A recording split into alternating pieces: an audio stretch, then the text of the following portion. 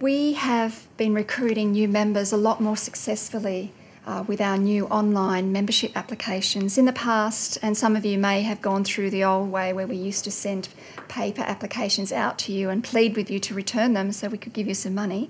But now we have these fantastic pre-populated application forms, and new members literally just have to sign online and submit, press the submit button, and they become members much faster. And this is reflected, in the membership figures there on screen. So we're averaging about 80 new members a week, and as Eloise said, we stand at the moment at over 22,000 members, which primarily consist of authors and journalists, academics, visual artists, and publishers and self-publishers. Of the 8,000 publishers that we've got, a lot of them are actually non-traditional publishers, so they can be an association, they can be corporations, charities, websites, religious organisations.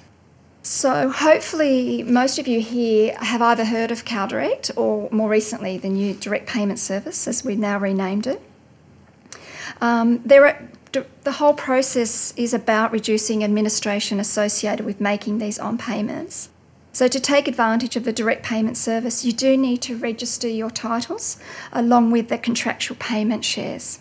Only one member needs to register the works and its payment shares, but you must have access to all the relevant bibliographic and payment share information before you start the registration process. The benefits of the new direct payment service are that it removes the requirements by recipients to on-pay other rights holders their share. It ensures a more transparent method of payments to our members.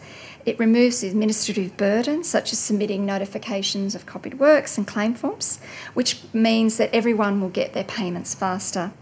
And as an organisation, we'll be in a much better position to produce statistical data for the industry that shows accurately where our money's going to. So basically, the concept is simple. You just have to register the direct payment shares for all the individual rights holders, and everyone gets their money at the same time from us. So we successfully conducted our first distribution under the direct payment service model just before Christmas through the new system, and we'll be making allocations and payments in either of two ways during the transition period as we migrate from the old system fully to the new system. So if a work is registered with payment shares and if the agreed payment shares have been accepted by other parties, you will directly receive the payment for your share only. If the work isn't registered, however, then the current single recipient model applies, where one party gets 100% and then they have to split it up to the other people accordingly. Rosie Daniele, up the back there, our member claims manager, she'll be talking to you more about the nuts and bolts of that in the session later. But what I wanted to do is talk you through this first step, which is how to register works.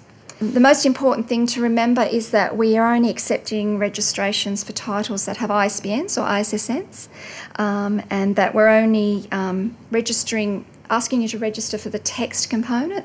So illustrations, artistic works, poems, any other third-party or embedded works, they won't be paid through the direct payment service model. 100% of the money for those types of works will still go to the one party. So, as I said before, any rights holder can advise us of the contractual payment shares, but they must know all the shares in the work. So if you only register 50%, it's not going to work. So for this reason, we initially approached the publishers to get them to register first, because they obviously have the manpower to do it, and also they have the royalty information stored mostly in electronic databases, although not all of them have electronic databases, you'd be surprised.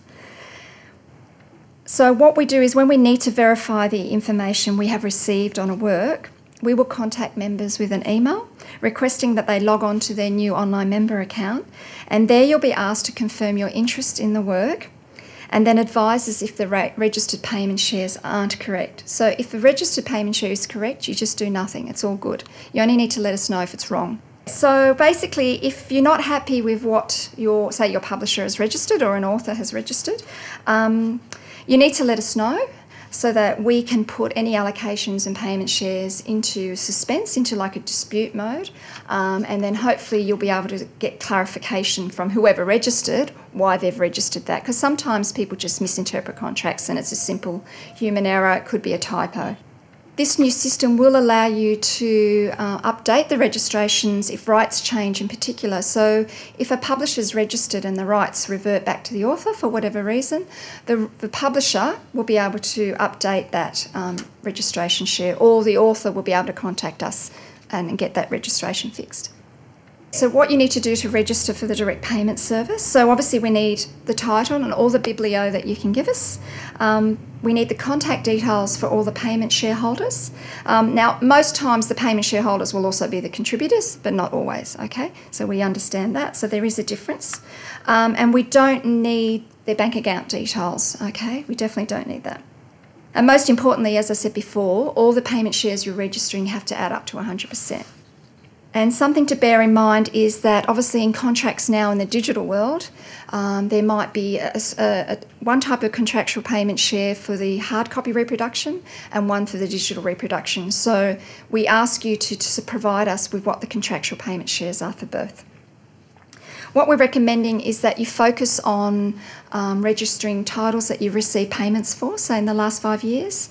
Titles that you know you have to share with other rights holders and you just don't want to do the admin anymore. Let us do that for you. Basically titles that you've less than that for 5 years old, and also titles that obviously are educational or academic or non-fiction. So since 2009, I have been working primarily with publishers, assisting them register for this new direct payment service, and we have 130,000 local titles already in our new database, which is fantastic, and there's about another 17,000 to be uploaded soon.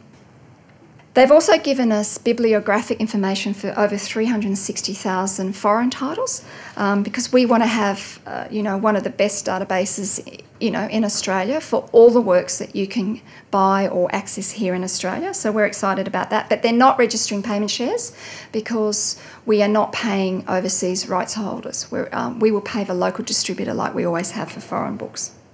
My team has already started recruiting authors who've been registered by their publishers for the direct payment service. And the other thing that also happened before Christmas is that emails went out to members who had registered payment shares by their authors, asking them to go onto their online account, view the payment share that was registered and confirm it, so to speak. And they got, some of them actually got payments, which I'll tell you about soon.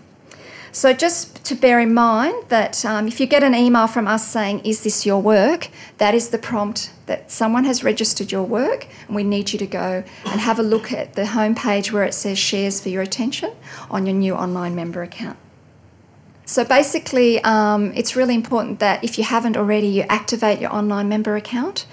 If for whatever reason you can't find the email that we sent you last year, just give Rosie or I a call and we'll resend the new username or password to you. Okay.